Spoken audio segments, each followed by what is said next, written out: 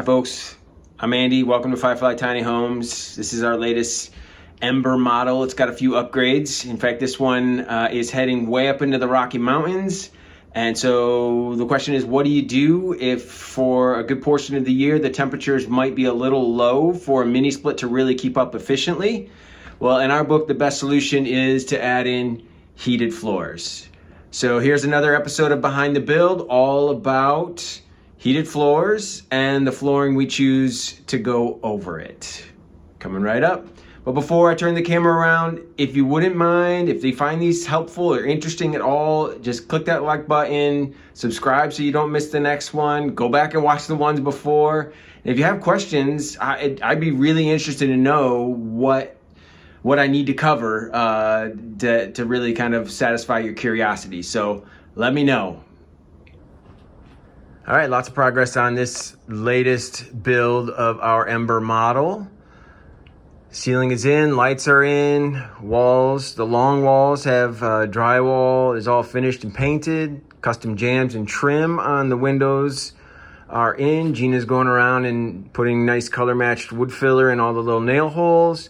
And then we like to put the flooring on first before our tongue and groove nickel gap wood. Since that's 3/4 of an inch, we can run the floors right under it and then put the wall right on top, and it creates, it's like its own baseboard. It's a really clean, minimalist look, and it just feels right in a tiny house. Along the drywall, there will be a small little strip of baseboard as well as some trim along here. This one, stay tuned. I think we're going to end up putting LED uplight detail on this one, if I can get the trim worked out for that. So it'll be an interesting challenge. Always fun to try something new. But today's video is all about floors. Okay, like I said, there will be a mini split here, and even though this mini split unit that we're putting in has a heat strip out in the outside unit to protect it from extreme temperatures, and it can work down to some pretty impressively low outside temperatures, it's still going to lose efficiency and have a hard time keeping up, especially up, in the winters in the Rocky Mountains. So the solution that we turn to is from True Heat Systems. It's a company out of Canada. They are just super great to work with, great customer service. I just send them a floor plan and they send me back a floor heat plan. Recommend whether or not it should be 1 zone, 2 zones. In this case, we're doing 2 zones, doing just covering the bedroom area with heat mats, running all the leads up to a smart Wi-Fi enabled thermostat, and all the leads in this case, since it's technically 3 mats, this one's wired as a single mat. Easy to get all the leads up into that box and combine them. Not really a problem. They do recommend that you combine into a junction box low when you have this many, especially this many all together, which I'll show you in just a second. But it's a little, it's a little tricky. You gotta.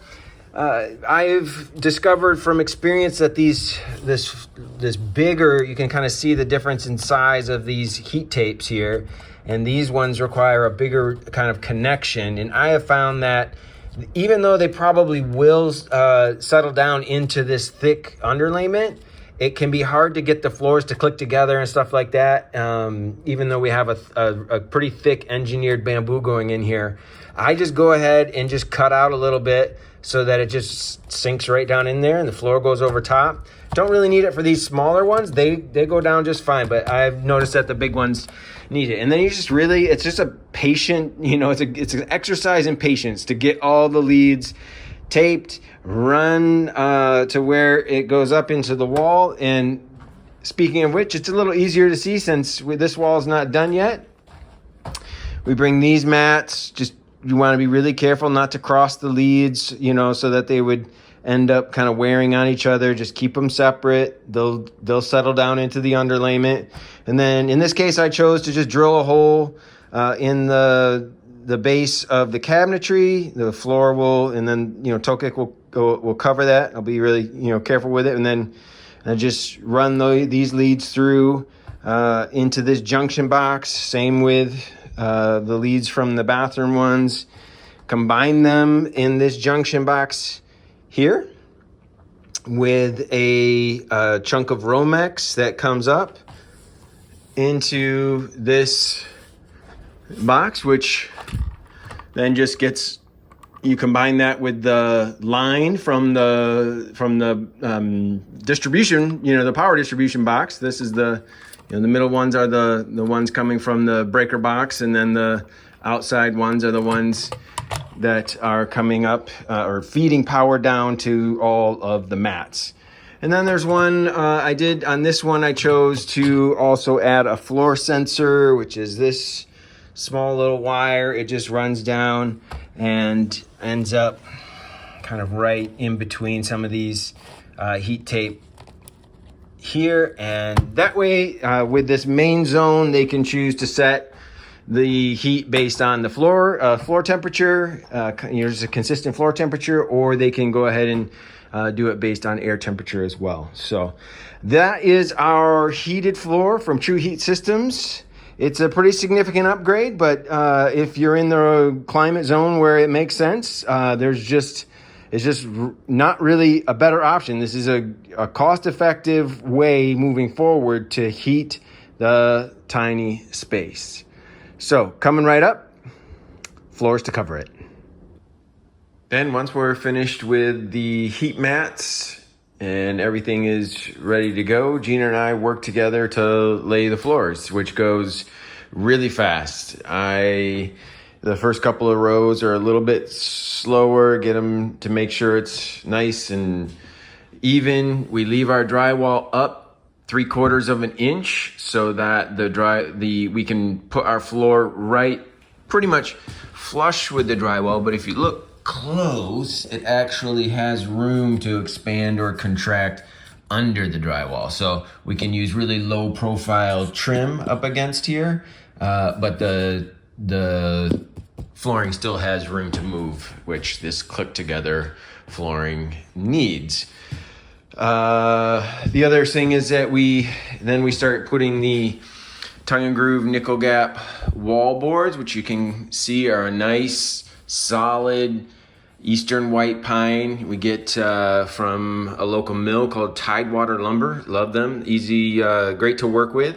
And you can see that since it's a full 3/4 stick, we can leave the flooring, about 1/4 to 3/8 inch shy of the actual rough framing, and still put those wall boards right on top, which creates we're not like trying to skip a step or anything. We just think that in a tiny house, it's a matter of scale. If you try to include like big fat chunky trim, or sometimes if you can do away with the baseboard altogether, it just looks cleaner. It just opens up the feel of the house appropriate to the scale, in my opinion.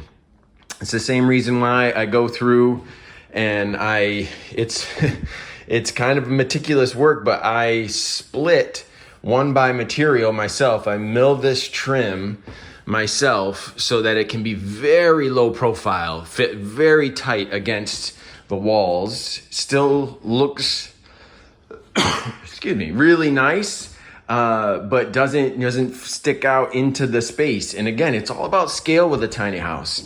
You want really nice quality finishes that are appropriate to the size of the space. That's the way we think about it anyways. So here's a little chunk of see if I can get the camera to focus on it. This is the flooring that we're using.